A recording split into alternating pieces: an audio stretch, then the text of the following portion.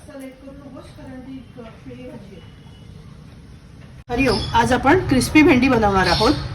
त्याच्यासाठी लागणारं साहित्य आपण बघूया.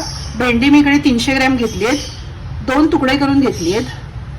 मुगाचं पीठ, तांदळाचं पीठ, मीठ, हळद, धणे जिऱ्याची पावडर, लाल तिखट, चाट मसाला. मोठ्या बाउलमध्ये आपण पहिल्यांदा ती भेंडी काढून घेणार आहोत. त्याच्यावरती आपण हळद, लाल तिखट,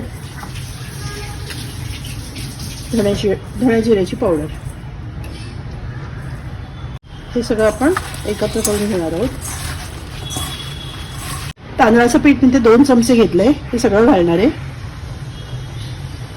तांदळाच्या पिठाने थोडे क्रिस्पी होतात. तांदळाचं पीठ इथे लावून झालेलं आहे. मी थोडं हाताने त्याच्यावर पाण्याचा हबका मारणार आहे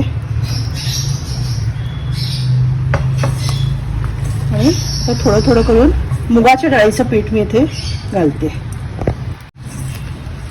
हलक्या हाताने लावून घ्यायचे. आपल्याला भजीसारखं भिजवायचं नाही आपल्याला. हे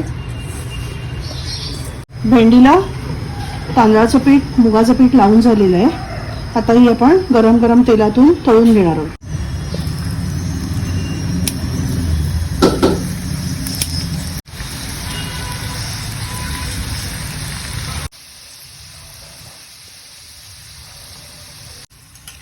भेंडी आपल्या तळून जास्त लेट करू नकोस कारण ती पिढी भाजी आहे.